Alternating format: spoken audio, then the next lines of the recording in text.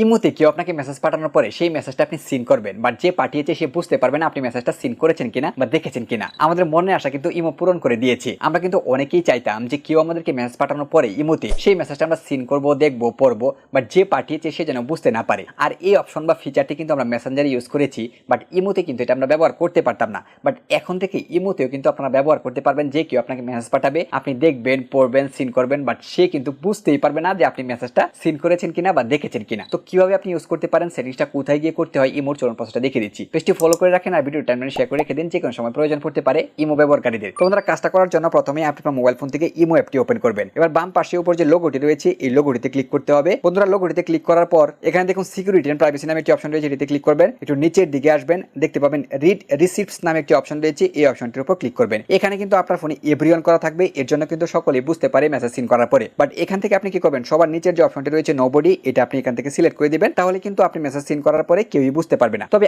আমি আপনাদেরকে বলবো, এখান থেকে আপনারা চাইলে মাই কন্টাক্টস এবং কাস্টম করে রাখতে পারেন। তাহলে কিন্তু আপনি নির্দিষ্ট কিছু ব্যক্তি আপনি সিলেক্ট করে রাখতে পারেন। সেই ব্যক্তিগুলো আপনার ইমোতে মেসেজ করার পরে আপনি মেসেজ সিন করবেন, সেই ব্যক্তিগুলো বুঝতে পারবেন না যে আপনি মেসেজগুলো সিন করেছেন কিনা। ঠিক আছে, তো আপনি আপনার পছন্দ মতো এখানে কাস্টমাইজ করে দিতে পারেন অথবা নোবডি করে দিতে পারেন।